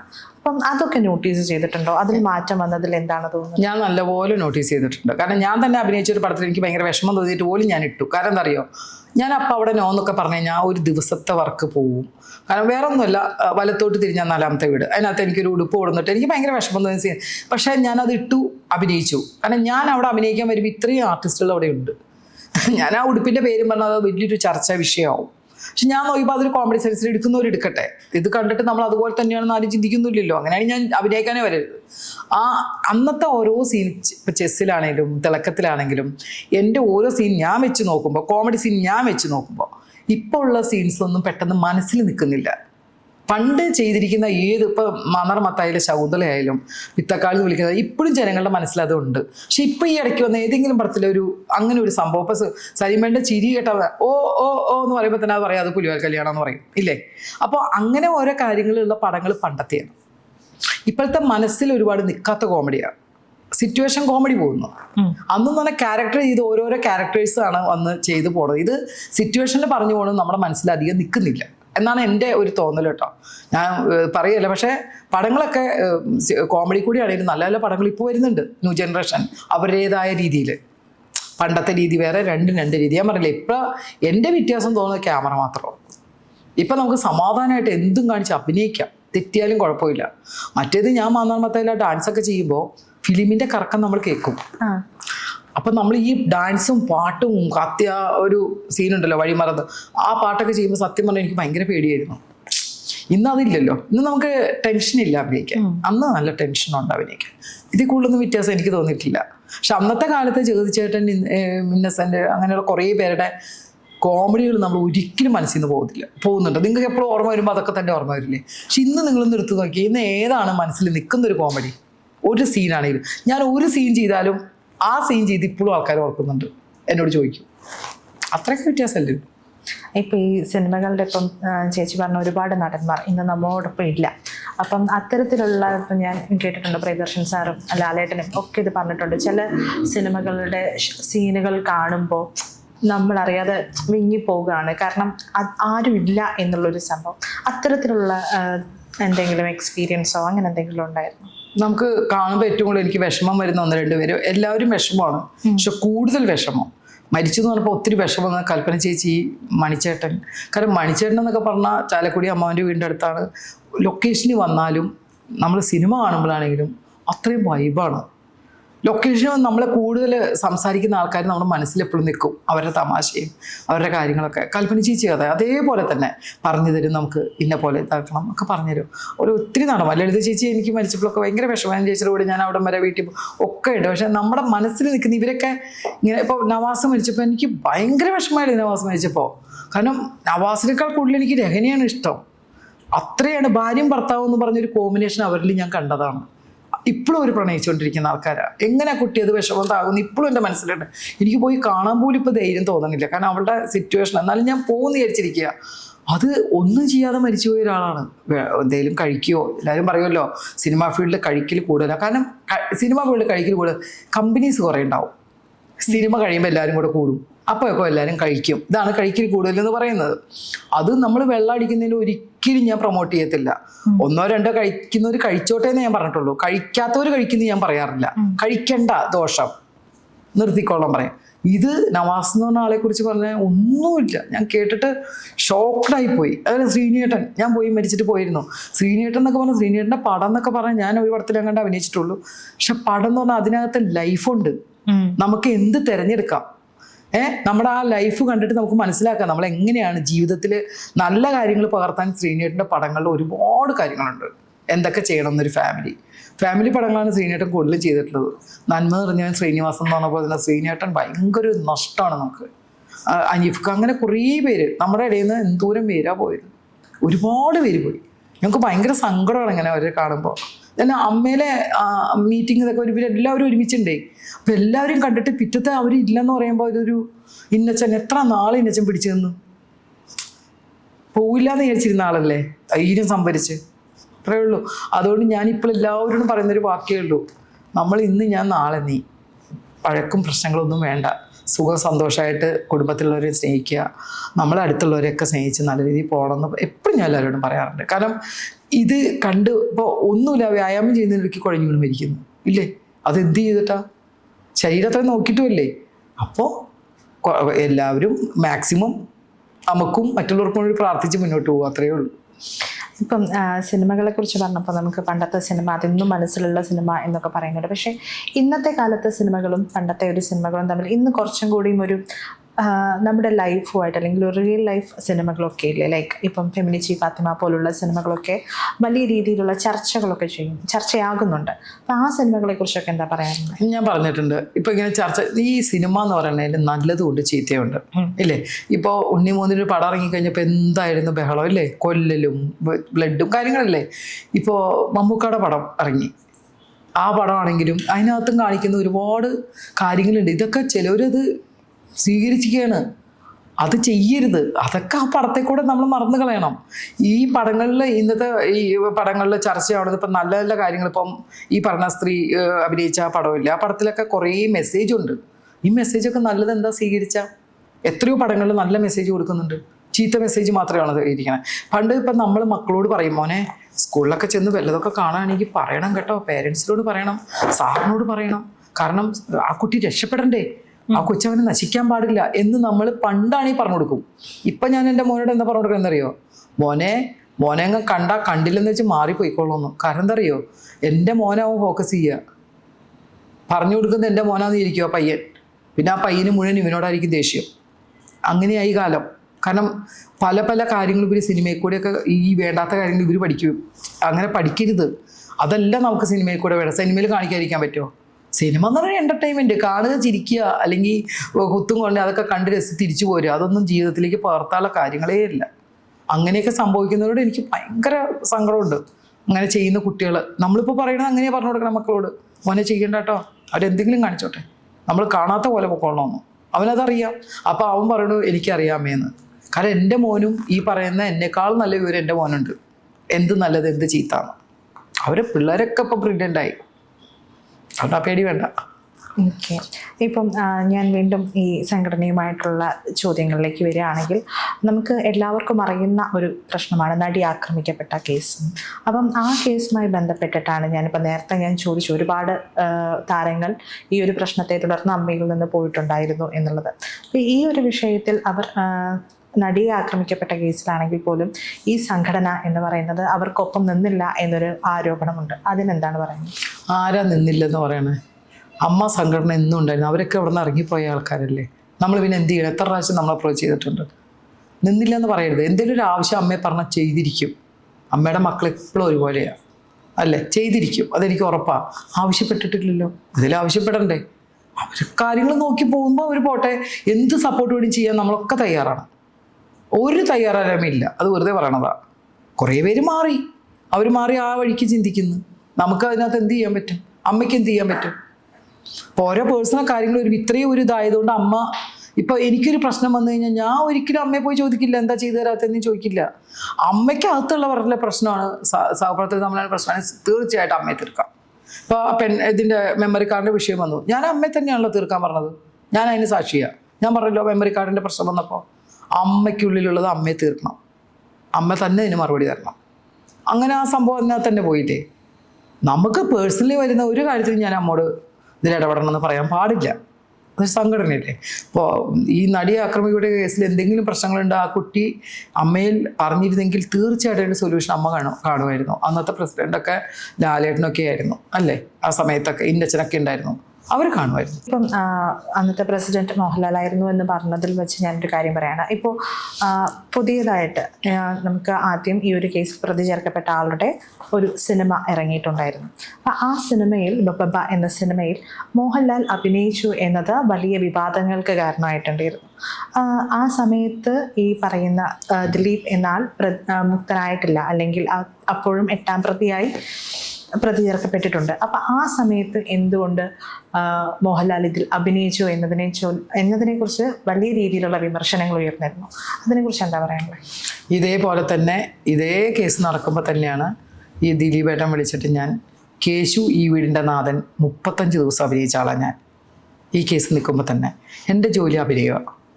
എനിക്ക് നല്ല ക്യാരക്ടറാണെന്ന് തോന്നിയാൽ ഞാൻ അഭിനയിക്കും. കേസ് നിൽക്കുന്ന ഇപ്പോൾ കോടതിയിൽ നിന്ന് വിധി വന്നു, കുറ്റം ചെയ്തിട്ടില്ല, വെറുതെ വിട്ടു എന്നുള്ളത്. ഞാൻ വെറുതെ വിട്ടു എന്നുള്ളത് നിയമം ഉള്ളതുകൊണ്ട് നമുക്ക് അന്ന് ഒന്നും തീരുമാനമായിട്ടില്ല. കാരണം തീരുമാനമാവാത്ത സമയത്ത് എനിക്കൊരു പടം വന്ന് ഞാൻ വേണ്ടാന്ന് പറയുമോ? ഞാൻ എത്ര പടം ചെയ്തു? ഞാൻ 30 ദിവസം 35 ദിവസം കണ്ട ആ പടത്തിൽ അഭിനയിച്ചു. എനിക്ക് അതിലുള്ള വരുമാനവും കിട്ടി. എനിക്ക് ജോലി ചെയ്തല്ലേ ജീവിക്കാൻ പറ്റൂ. ഇത്ര രൂപ പറഞ്ഞു, നാദർഷ വിളിച്ചു, ഞാൻ പോയി അഭിനയിച്ചു. നാദർഷ അവനെ പ്രിയങ്ക ഇത്ര ഒരു ക്യാരക്ടറാണ്, ദിലീപിൻ്റെ സിസ്റ്ററായിട്ടാണ് ഞാൻ പോയി അഭിനയിച്ചു. ഷാജോണാണ് എൻ്റെ ഹസ്ബൻഡായിട്ട് അഭിനയിച്ചത്. എത്ര പേര് അഭിനയിച്ചു അതിൽ? അതിനുശേഷം എത്ര പണം ദിലീപിൻ്റെ വന്നിട്ടുണ്ട്, എത്ര പേര് അഭിനയിച്ചു. ഇവരൊക്കെ എന്ത് ചെയ്യണം? കുറ്റക്കാരനാന്നിട്ട് മാറി നിൽക്കണോ ഞങ്ങൾ? അങ്ങനെ ചെയ്യുമോ? വരട്ടെ. ഇപ്പം സംഘടനയിൽ നിന്ന് തന്നെ ഇറങ്ങിപ്പോയതാണ് ദിലീപ്. ഇവിടെ പ്രശ്നം വേണ്ട, ഞാൻ രാജിവെക്കുക എന്നും പറഞ്ഞു ഇറങ്ങിപ്പോയതാണ്. നമ്മൾ എന്ത് ചിന്തിക്കണം? ഞാൻ എപ്പോഴും പറയാം, ഒരു ത്രാസ് 2 തട്ടും ഞങ്ങൾക്ക് ഇങ്ങനെയാണ്. കാരണം ഇത് ഞങ്ങൾക്ക് വേണ്ടപ്പെട്ട ഒരു അനിയത്തി കുട്ടിയാണ്, ഭയങ്കര ഇഷ്ടമാണ്. ഇപ്പം കോടതി നിയമം പറഞ്ഞ് ഈ വെറുതെ വിട്ട ആളെ ഞങ്ങൾ എന്താ ചെയ്യേണ്ടത്? അത് ശരിയല്ല. എന്നാൽ പിന്നെ ഞാൻ തെളിവ് കൊണ്ട് കൊടുക്കണ്ടേ? ഞാൻ കൊണ്ടു കൊടുക്കണോ? ഇപ്പോൾ കോടതിയിലിരിക്കുന്ന ജഡ്ജിക്ക് അദ്ദേഹത്തിന് കൊടുത്ത തെളിവുകളുടെ അടിസ്ഥാനത്തിൽ ഒരാളെ കുറ്റക്കാരനാണോ അല്ലയോ തീരുമാനിക്കാൻ പറ്റൂ. ഇല്ലെങ്കിൽ എന്ത് ചെയ്യണം? കുറ്റം വീണ്ടും വേറെ സ്ഥലങ്ങളിൽ പോയിട്ട് വീണ്ടും നോക്കണം അല്ലേ? ഇത് കൊടുക്കേണ്ടത് ആരാണ്? അതിനാണല്ലോ നമ്മൾ പോലീസ് കാര്യങ്ങളൊക്കെ വെച്ചിരിക്കുന്നത്. തൊട്ട് Z വരെയുള്ളത് അവരെടുത്ത് കൊടുക്കേണ്ട അവരുടെ കടമ. അല്ലാതെ എന്ത് ചെയ്യാൻ പറ്റും? ജഡ്ജിക്ക് പോയി അന്വേഷിക്കാൻ പറ്റുമോ? ജഡ്ജി ഇതൊക്കെ മേടിച്ചിട്ട് നിയമം മാറ്റുമോ? വേറെ നിയമം നമുക്കില്ലേ? അവിടെ പോകണം. ഇത്ര ബഹളമൊന്നും ഉണ്ടാക്കേണ്ട ഒരു കാര്യമില്ല. നമുക്ക് ഇവിടെ വിധി വന്നത് നമുക്ക് ശരിയായില്ലെന്ന് തോന്നുവാണെങ്കിൽ സുപ്രീം കോടതിയോ ഹൈക്കോടതിയോ ഒക്കെ പോവാം ഇല്ലേ?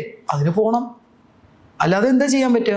ഞങ്ങൾ എന്താ പറഞ്ഞോളൂ, ഞങ്ങൾ എന്താ ചെയ്യുക? ഞാൻ ചോദിക്കുന്നത്, ഞങ്ങളെ പോലെയുള്ള അമ്മയിലുള്ള അംഗങ്ങൾ കുറേ പേരുണ്ട്. ഞങ്ങൾ ആലോചിച്ചാൽ നമ്മൾ എന്ത് ചെയ്യും? കോടതി ധിക്കരിക്കണോ? നിങ്ങൾ ചെയ്ത നിയമം ശരിയല്ലെന്ന് ഞങ്ങൾക്ക് പറയാൻ പറ്റുമോ? ഞങ്ങൾ എങ്ങനെ പറയും? അതിൻ്റെ കേസ് വേറെയാണ്.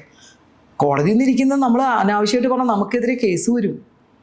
പരസ്യമായിട്ട് പറഞ്ഞാൽ നമുക്കത് അംഗീകരിക്കാനല്ലേ പറ്റുള്ളൂ. കുറ്റം ചെയ്തിട്ട് ശിക്ഷിക്കണം. അത് ഞാനും ഈ പറഞ്ഞ പോലെ കുറേ നാൾ ഈ കേസിൻ്റെ പുറകെ പോയാണ്ട് എനിക്ക് നന്നായിട്ട് അറിയാം. ആ ഒരു ഇത്ര വർഷത്തെ വിഷമം, ഫീലിംഗ് നമ്മുടെ കുടുംബത്തിലുണ്ടായത്, ഇതൊക്കെ ആരാ സഹിക്കുക? അവരമ്മ അവിടെ വയ്യാതെ കിടപ്പുണ്ട്. ആരുടെയാണെങ്കിൽ ഇപ്പോൾ ദിലീപിൻ്റെ അമ്മയാണെങ്കിൽ വയ്യാതെ കിടക്കുന്നുണ്ട്. ആ അമ്മ എന്തോരം വിഷമിച്ചിട്ടുണ്ടാവും. ഇപ്പോൾ കുറ്റക്കാരനല്ലെന്ന് പറയുമ്പോൾ ഇനി കുറ്റം തെളിയാനുള്ള കാര്യങ്ങൾ ഇനി കൊണ്ടു കൊടുക്കട്ടെ. ഇത്രയും ഒച്ചയും ബഹളം ഉണ്ടാക്കേണ്ട കാര്യമുണ്ടോ? എന്തൊക്കെ പ്രശ്നങ്ങൾ നടക്കുന്നു ഇതിൻ്റെ പേരിൽ ഇല്ലേ? നേരെ വണ്ണം വേറെ വഴിക്ക് പോയി നോക്കണം. അവിടുന്ന് വിധി കിട്ടുമോ നോക്കണം. അല്ലാതെ കാശ് കൊടുത്തും വേറെ ഇതൊക്കെ പറഞ്ഞും ജഡ്ജിയെ വിലയ്ക്ക് വാങ്ങാൻ പറ്റുമോ? എനിക്ക് തോന്നണില്ല അങ്ങനെയൊക്കെ പറ്റുമെന്ന്. എനിക്ക് തോന്നിയിട്ടില്ല. വന്ന വിധി നമ്മൾ കോടതിയെ മാനിക്കുന്നതുകൊണ്ട് നമ്മളത് മിണ്ടാതിരിക്കുക. ഞാൻ പറഞ്ഞില്ലേ ഇപ്പൊ ലാലേട്ട അഭിനയിച്ച കാര്യമില്ലേ ചോദിച്ചേ. ലാലേട്ട ആ പടത്തിൽ അഭിനയിച്ചു, ശരി. ഇതിനു മുമ്പും ഈ പറയുന്ന അമ്മയിലും സൂപ്പർ ഹിറ്റ് പടം 2020 ഒക്കെ ചെയ്തതാണ് അല്ലേ. അന്നൊക്കെ എത്ര ദിലീപ് എന്ന് പറഞ്ഞ ആള് എത്ര പൈസയും കാര്യങ്ങളൊക്കെ ഉണ്ടാക്കിയിട്ടാണ് ഈ അമ്മ എന്ന് പറഞ്ഞ സംഘടന ഇപ്പൊ ഇങ്ങനെ നിൽക്കുന്നില്ലേ. ഇതുപോലെ ഇനി പടങ്ങൾ എടുക്കണം. ദിലീപ് എടുക്കുന്നല്ല ഞാൻ പറഞ്ഞത്. അതുപോലെ ചെയ്ത ഒരാൾക്കൊരു കുറ്റം വന്നു വെച്ച് അത് തെളിയിക്കുന്നതിന് മുമ്പ് അഭിനയിക്കാൻ പാടില്ലെന്ന് ആര് പറഞ്ഞു? അങ്ങനെയാണെങ്കിൽ അത് എത്രയോ പടത്തിൽ എത്രയോ പേര് അഭിനയിച്ചിട്ട് അവർക്കൊന്നും പ്രശ്നമില്ലേ. എല്ലാവരും ഉർവശി അഭിനയിച്ചിട്ടുണ്ട് ആ കേശുവിൽ. അത് കഴിഞ്ഞ് എത്ര പടങ്ങൾ വന്നിട്ടുണ്ട് ദിലീപേണ്ട, അതിലൊക്കെ എത്രയോ പേര് അഭിനയിച്ചിട്ടുണ്ട്. ലാലേട്ട അഭിനയിച്ചപ്പോൾ എന്താ കുറ്റം? അദ്ദേഹം നടനല്ലേ. അദ്ദേഹത്തിനകത്ത് നല്ലതെന്ന് തോന്നി അദ്ദേഹം അഭിനയിച്ചു. അതിൽ തെറ്റ് പറയാൻ നമ്മളാരാ തെറ്റ് പറയാൻ? നമുക്ക് വല്ലതും പറയാൻ പറ്റുമോ? നമ്മളോട് ചോദിച്ചിട്ടാണോ ഈ പടം അഭിനയിക്കാൻ പോകണം? നിങ്ങൾ ഞാൻ പോയി അഭിനയിച്ചോട്ടെ, അതിൻ്റെ ആവശ്യമില്ല. നമ്മൾ ജോലി എന്നെ എപ്പോൾ വിളിച്ചാലും ഞാൻ പോയി അഭിനയിക്കും. എൻ്റെ ജോലി അഭിനയിക്കുക. എന്നെ വിളിച്ചിട്ടുമുണ്ട്. ഞാൻ ഒരു വേറെ ഇൻ്റർവ്യൂവിലും പറഞ്ഞിട്ടുണ്ട്, മിക്കവാറും ഏതെങ്കിലും ഒരു സീൻ ചെസ്സിലാണെങ്കിലും എന്നെ വിളിച്ച് അഭിനയിപ്പിച്ചിട്ടേ ഉള്ളൂ. ഞാൻ പോയി അഭിനയിക്കാറുമുണ്ട്. അതിനകത്തൊരു തെറ്റൊന്നും ഞാൻ കണ്ടിട്ടില്ല. ഞാൻ പടം കണ്ട ആളുവാ. ഞാൻ പോയി പടം കാണുകയും ചെയ്തു. ഈ പടം കണ്ട് നമുക്കൊരു എൻ്റർടൈൻമെൻറ്റ് മാത്രമല്ലേ ഉള്ളൂ. അല്ലാതെ എന്താ അതിനകത്ത് കൂടുതൽ ചിന്തിക്കാനുള്ളത്? ലാലേട്ട അഭിനയിച്ചു, ഇനി ചിലപ്പോൾ നാളെ വേറെ പടത്തിൽ മമ്മൂക്ക അഭിനയിക്കും. ഇപ്പം എന്ത് ചെയ്യാനാ? അവരല്ലേ കാസ്റ്റ് ചെയ്യുന്നതും ഓരോ പടത്തിന് ക്യാരക്ടർ തോന്നുമ്പോൾ അവർ വിളിക്കും, ചെയ്യും. ഇപ്പം ഈ അമ്മ സംഘടനയിലേക്ക് ഇപ്പം ചേച്ചി പറഞ്ഞു രണ്ടുപേരും ഞങ്ങളുടെ കുട്ടികൾ തന്നെയാണെന്നുള്ള രീതിയിൽ. അപ്പം ഇതിലേക്ക് ഇപ്പം ഈ ദിലീപ് ഇത്തരത്തിൽ രാജിവെച്ച് പോയതാണ് അല്ലെങ്കിൽ സ്വമേധയാ പോയതാണെന്ന് എന്നൊക്കെ പറഞ്ഞു. അപ്പം ഇനി ഒരു എൻട്രി ഉണ്ടാകുമോ? എൻട്രി ഉണ്ടാവാതിരിക്കാനുള്ള കാര്യം എന്താണ്?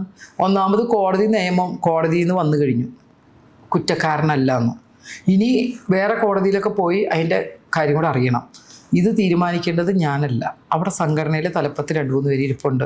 എല്ലാവരും കൂടെ കൂടി ആലോചിച്ച് ദിലീപും കൂടെ സമ്മതിച്ചാൽ അമ്മയിൽ വരാണ്ട് എന്താ? എത്രയോ പേരുണ്ട്. ഞാൻ പറഞ്ഞു ഇപ്പോൾ കുറ്റം ചെയ്ത് ഒരുപാട് പ്രശ്നങ്ങളൊന്നും അമ്മയിലില്ലേ? ആരാ പോയിട്ടുള്ളത്? എല്ലാവരും അമ്മയിൽ തന്നെ തിരിച്ചു വന്നിട്ടില്ലേ?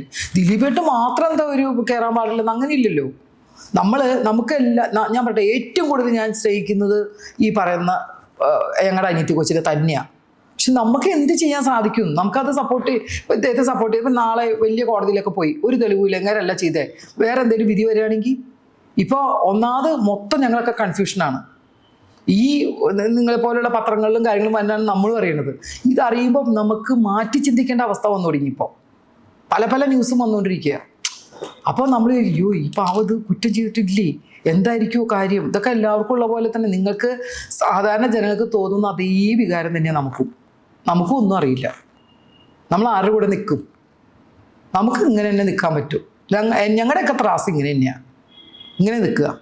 കാരണം ഇതൊരു സ്ത്രീ, ഒരു അനീത്തിക്കുട്ടി ഉണ്ടായിട്ടുണ്ടെങ്കിൽ, അങ്ങനെ ഒരു അനുഭവം അനീത്തിക്കുട്ടി ഉണ്ടായി നമ്മൾ നിന്നേ പറ്റും അവരുടെ കൂടെ. ഉണ്ടായിട്ടുണ്ടെന്ന് നമുക്ക് തെളിഞ്ഞല്ലോ. ഉണ്ടായിട്ടുണ്ടെന്ന് പറഞ്ഞോ? ആക്രമിക്കപ്പെട്ടിട്ടുണ്ട് അല്ലെങ്കിൽ ബലാത്സംഗം നടന്നിട്ടുണ്ട് എന്നുള്ളത് കോടതി തെളിയിച്ചു. അതേപോലെ തന്നെ അതുകൊണ്ട് തന്നെയാണ് നമ്മൾ ഇവിടെ നിൽക്കുന്നത് കൂടെ. പക്ഷെ ഇപ്പോഴത്തെ 8ാമത്തെ ഈ 6 പ്രതികളെയും ശിക്ഷിച്ചില്ലേ? ഇവരെ ഇങ്ങനെ ആക്രമിച്ചു എന്ന് പറഞ്ഞാൽ 6 പേരെയും കോടതി ശിക്ഷിച്ചു. കാരണം എന്താ? അവരുടെ തെളിവുകളുണ്ടെന്നും പറഞ്ഞ്. ഇനി 8ാമത്തെ പ്രതിക്ക് അങ്ങനെ തെളിവുകളുണ്ടെങ്കിൽ കൊണ്ടുവന്നിട്ട് ശിക്ഷിക്കട്ടെ. നമ്മൾ അങ്ങനെ പറഞ്ഞിട്ടില്ല. ആ തെളിവുകൾ കോടതിക്ക് സ്വീകാര്യമായിട്ട് ശിക്ഷ വരും. അത് വരുന്നതിന് മുമ്പ് നമുക്ക് അയാളെ കൊല്ലാൻ പറ്റുമോ? അയാൾ മിണ്ടായിരിക്കാൻ പറ്റുമോ? നമ്മൾ കാണുമ്പോൾ വെറുക്കാൻ പറ്റുമോ? നടക്കില്ല. ഒന്നും നടക്കാത്ത കാര്യമില്ലേ അത്? ആർക്ക് പറ്റുമോ? അത് എന്നെ കൊണ്ടൊന്നും പറ്റില്ല. കാരണം ഞാൻ ഇതുപോലെ വിഷമിച്ച ഒരാളാണേ. 20 വർഷത്തോളം ഞാനൊരു കേസ് നടത്തി വിഷമിച്ച. ഇന്നും ചിലർ പറയും ഞാൻ കരഞ്ഞ് കാല് പിടിച്ച മജിസ്ട്രേറ്റ് പറയണ അത് പാവം കരഞ്ഞ് കാല് പിടിച്ച അതിനെ വിട്ടേക്കെന്ന് പറയണതാണോ മജിസ്ട്രേറ്റ്? തെളിവുകളുണ്ടോ? കിട്ടിയോ? ശിക്ഷിക്കപ്പെടും. അതിനി ഏത് കോടതിയിൽ പോയാലും കിട്ടുമെങ്കിൽ കിട്ടട്ടെ. അപ്പം നമുക്ക് ചിന്തിച്ചാൽ പോരെ. 8 വർഷം ദിലീപേട്ടനും കുടുംബവും എല്ലാവരും അനുഭവിച്ചത് ഒരു തെളിവുമില്ല എന്ന് പറഞ്ഞു വരുമ്പോൾ ജനങ്ങൾ കുറേ പേര് എന്തായാലും ദിലീപേട്ടൻ്റെ ഒപ്പം നിൽക്കും ഇല്ലേ? ഇനി ഈ 6 പേര് ശിക്ഷിച്ചല്ലോ, 6 പേര് ശിക്ഷിച്ചില്ലേ? അതൊന്നും ഒരു പ്രശ്നമല്ലേ? അപ്പോൾ അത് ശിക്ഷ കൊടുക്കണ്ടായിരുന്നോ? 8ാമത്തെ ഒരാൾ ശിക്ഷിച്ചാലാണ് വിധി പൂർണ്ണമാവുള്ളൂ. ഇനിയും സമയമുണ്ട്, സ്ഥലങ്ങളുണ്ട്, അവിടെ പോയി ശിക്ഷ വരട്ടെ. അപ്പം നമുക്ക് അതിനെക്കുറിച്ച് ഇനി ചിന്തിച്ചാൽ പോരെ. ഇപ്പോഴേ ഇനി നമുക്ക് ആർക്കും ദിലീപേട്ടൻ്റെ പടത്തിൽ ചാൻസ് കിട്ടാനൊന്നും അല്ല എന്ന് പറയണേ. എനിക്ക് പൈസ കിട്ടാനും അല്ല. ഞാൻ ഇന്ന് വരെ അങ്ങനെ ഒന്നും ചെയ്തിട്ടുമില്ല. ഒരു വ്യക്തി എന്നുള്ള നിലയ്ക്ക് ഞാൻ ദിലീപേട്ടനല്ല വേറെ ആരായാലും ഞാൻ ഇതേ പറയും. എനിക്ക് ദിലീപേട്ടൻ മാത്രമായതുകൊണ്ട് പറയല്ല. ഒരു വ്യക്തി, അവരുടെ കുടുംബം, അവിടെ ഒരു അമ്മ ഇരിപ്പുണ്ട്, എനിക്കറിയാം, അമ്മ, ഭാര്യ, എന്തൊക്കെ ആയിക്കോട്ടെ, കാവ്യ, കുട്ടി, ഇവരൊക്കെ ഇല്ലേ. അപ്പോൾ ഇവരൊക്കെ ഇത്രയും വിഷമിച്ചിരിക്കുന്നത് നാളെ ഇതെല്ലാം പുറത്ത് പോയിട്ടും കുറ്റക്കാരനില്ലാതെ ഇതൊക്കെ അങ്ങ് മാറി കിട്ടുമോ? അതെന്താ അറിയോ, 20 വർഷം ഞാൻ അനുഭവിച്ചതുകൊണ്ടാണ് കേട്ടോ ഞാൻ ഇത്രയും പറയണത്. നിരപരാധികളെ ഒരിക്കലും നമ്മൾ വിധി വരുന്നതിന് മുമ്പ് ക്രൂശിക്കരുത്. വിധി വന്നു കഴിഞ്ഞിട്ടായിക്കോ, കുഴപ്പമില്ല, അല്ലാതെ ചെയ്യരുതെന്ന് എൻ്റെ വ്യക്തിപരമായ ഒരു അഭിപ്രായമാണ്. എന്ന് വെച്ച് എൻ്റെ പറയുന്ന അനിയത്തിക്കുട്ടിയോട് എനിക്ക് അത്രയും സ്നേഹമുള്ളൂ. വന്നിട്ട് ഞങ്ങൾക്ക് അത്രയും ദുഃഖമുണ്ട്. ഞാനും ഒരു സ്ത്രീയല്ലേ, ഞാനൊരു അമ്മയും കൂടിയാണ്. എനിക്ക് നല്ല വിഷമമുണ്ട്. ഞാൻ ആ കുട്ടി അത്രയും ഇഷ്ടപ്പെടുന്ന, കാരണം ഞാൻ എപ്പോൾ മെസ്സേജ് അയച്ചു എന്താ വെച്ചാൽ എൻ്റെ ജീവിതത്തിൽ ആകെ തിരിച്ച് എപ്പോഴും റിയാക്ട് ചെയ്യുന്ന ഒരേ ഒരാളേ ഉള്ളൂ, അത് ആ കുട്ടിയാണ്. എൻ്റെ അനിയത്തിക്കുട്ടി തന്നെയാണ്. എനിക്ക് അത്രയും സ്നേഹമുള്ളൂ. അതുകൊണ്ട് ഞാൻ എതിരായിട്ട് പറയല്ല കേട്ടോ, അതൊരെതിരായിട്ട് കാണരുത്. ഇനി അവസാനമായിട്ട് ഞാനൊരു ചോദ്യം കൂടി ചോദിക്കുകയാണ്. കാരണം നമ്മുടെ പല ഇൻ്റർവ്യൂകളും കണ്ടിട്ട് ആരാധകർ അല്ലെങ്കിൽ പല പ്രേക്ഷകരും ചോദിക്കുന്നൊരു ചോദ്യമുണ്ട്. ഫെമിനിസം എന്നുള്ളതിനെ കുറിച്ച് എന്താണ് അഭിപ്രായം, അല്ലെങ്കിൽ ഫെമിനിസ്റ്റ് എന്ന് പറയുന്നവരോട് എന്താണ് പറയാനുള്ളത് എന്നുള്ളൊരു ചോദ്യം. ആ ചോദ്യത്തിനുള്ള ഉത്തരം കൂടി തന്നിട്ട് നമുക്ക് ഇന്റർവ്യൂ. ശരി, ഞാനൊരു കാര്യം തിരിച്ചു ചോദിക്കട്ടെ, എന്താണ് ഫെമിനിസ്റ്റ്? ഫെമിനിസം എന്ന് പറയുകയാണെങ്കിൽ നമുക്കൊരു തുല്യനീതി, അല്ലെങ്കിൽ നമ്മൾ ഒരു വുമൺ, അത് അവർ അർഹിക്കുന്ന കാര്യങ്ങൾ, അവർക്ക് വേണ്ട കാര്യങ്ങൾ, അത് വളരെ ധൈര്യപൂർവ്വം അല്ലെങ്കിൽ നമുക്ക് ചെയ്യാൻ പറ്റണം. അതല്ലേ ഫെമിനിസ്റ്റ്? നമ്മളാണ് അത് ഉണ്ടാക്കുന്നത്. ഞാൻ തീരുമാനിക്കണം. ഞാനൊരു സ്ത്രീയാണ്, എനിക്ക് എന്ത് കിട്ടാനുള്ള വഴി ഞാൻ തന്നെ കണ്ടുപിടിക്കുക. ഫെമിനിസ്റ്റ് എന്ന് പറഞ്ഞതുകൊണ്ട് ഒരു കാര്യമില്ല. എനിക്ക് എന്തൊക്കെ നേർന്നുള്ളത് ഞാൻ ഒറ്റയ്ക്ക് തന്നെ തീരുമാനിച്ചുണ്ടാക്കുന്ന ഒരു കാര്യം. ഞാൻ വിചാരിച്ചാൽ എൻ്റെ കുടുംബം നന്നാവും. അല്ലാതെ ഈ കുടുംബം ഇല്ലാതെ ഞാൻ ഫെമിനിസ്റ്റാന്ന് പറഞ്ഞിട്ട് ലോകം മുഴുവൻ നടന്നുകൊണ്ടൊന്നും ഒരു കാര്യം എനിക്ക് തോന്നിയിട്ടില്ല. ഞാൻ അതിനോട് ഭയങ്കര വിയോജിപ്പാണ്. എനിക്ക് എന്തിനാ ഫെമിനിസ്റ്റുകളെ നോക്കേണ്ട കാര്യം? എനിക്ക് വേണ്ടത് എല്ലാ കുടുംബങ്ങളും നല്ല രീതിയിൽ ആ അച്ഛനും അമ്മയും വിഷമിപ്പിക്കാതെ കുടുംബം നല്ലപോലെ മുന്നോട്ട് പോകണം. ഇനി ഒട്ടും പറ്റാത്തൊരു ലൈഫാണ് നമുക്ക് കിട്ടണമെങ്കിൽ അങ്ങ് പിരിഞ്ഞു പോയിക്കൊള്ളണം. എന്തിനാ വെറുതെ അവരെ തല്ലാനും ഇവരെ കൊല്ലാനും ബഹളം വെക്കാനൊക്കെ നടക്കണത്? ഫെമിനിസ്റ്റുകൾ വിചാരിച്ചിട്ട് ഒന്നും നേടിത്തരാൻ പറ്റില്ല. എന്ത് നേടാൻ? നമുക്ക് ഏറ്റവും കൂടുതൽ വേണ്ടത് എന്താണ്? ജീവിതം തന്നെയാണ്. തിരിഞ്ഞു നോക്കുമ്പോൾ ഒരു ലൈഫ് വേണ്ടേ? ലൈഫ് ഇല്ലാത്തവർ ഫെമിനിസം നടന്നോട്ടെ, നമ്മൾ അവർക്ക് ആർക്കും എതിരല്ല. അവരവരെ വഴിക്ക് പോയിക്കോട്ടെ. എൻ്റെ ഉള്ളിൽ ഫെമിനിസ്റ്റ് എന്ന് നടക്കുന്ന ഒരാളല്ല ഞാൻ. എനിക്ക് എൻ്റെ ഏറ്റവും കൂടുതൽ എൻ്റെ ലൈഫ്, എൻ്റെ കുടുംബം, അതാണ് എൻ്റെ ഏറ്റവും വലിയ പ്രധാനമായ കാര്യം. ഞാൻ ഫെമിനിസ്റ്റിനോട് യോജിക്കില്ല. താങ്ക് യു ചേച്ചി, ഇത്രയും നേരം ഞങ്ങളോടൊപ്പം സംസാരിച്ചതിന് ഒരുപാട് നന്ദി. സിനിമാ വിശേഷങ്ങളും അതുപോലെ തന്നെ മറ്റ് വിഷയങ്ങളെ കുറിച്ചും സംസാരിച്ചതിൽ ഒരുപാട് നന്ദി. എനിക്കും ഞാൻ ടൈംസ് ഓഫ് ഇന്ത്യ എന്ന് പറഞ്ഞപ്പോൾ എൻ്റെ വിചാരമൊക്കെ ഇംഗ്ലീഷ് ഇൻ്റർവ്യൂ ആയിരിക്കും. ഇനി ഞാൻ എവിടെ പോയി സ്പോക്കൺ ഇംഗ്ലീഷ് പഠിക്കണം എന്നൊക്കെ വിചാരിച്ചിരുന്നതാണ്. കാരണം എനിക്ക് വലിയ അറിവൊന്നുമില്ല, ഞാൻ എല്ലാവരും തുറന്ന് സമ്മതിക്കുന്ന ആളാണ്. പക്ഷേ എന്നെ എന്തായാലും ഇങ്ങനെയൊരു ഇൻ്റർവ്യൂ എനിക്ക് തന്നതിൽ വളരെ സന്തോഷം. കാരണം നിങ്ങളുടെ ആകുമ്പോൾ കുറച്ചും കൂടെ ഈ ഞങ്ങളെപ്പോലുള്ളവർക്ക് ഏറ്റവും കൂടുതൽ താങ്ക്സ് പറയേണ്ടത് നിങ്ങളോടാണ്. നിങ്ങളാണ് ഞങ്ങളെ റീച്ചാക്കി പുറത്തു കൊണ്ടുവരുന്നത്. ഞങ്ങൾ പറയുന്നത് ജനങ്ങളുടെ ഇടയിലേക്ക് എത്തിക്കുന്നത് നിങ്ങളാണ്. അപ്പോൾ ശരിക്കും പറഞ്ഞാൽ താങ്ക്സ് എന്നോടല്ല, നിങ്ങളോട് തന്നെയാണ് ഞാൻ താങ്ക്സ് പറയണേ. ടൈംസ് ഓഫ് ഇന്ത്യയിൽ വരാൻ പറ്റിയതിൽ വളരെ സന്തോഷം. പിന്നെ ഒരു പ്രധാന കാര്യം കൂടി, എല്ലാവർക്കും ന്യൂ ഇയർ വന്നുകൊണ്ടിരിക്കുക. ഈ വരുന്ന വർഷം എല്ലാവർക്കും നല്ലത് മാത്രം സംഭവിക്കട്ടെ എന്ന് ആത്മാർത്ഥമായിട്ട് പ്രാർത്ഥിക്കുന്നു. എല്ലാവർക്കും happy new year. Thank you.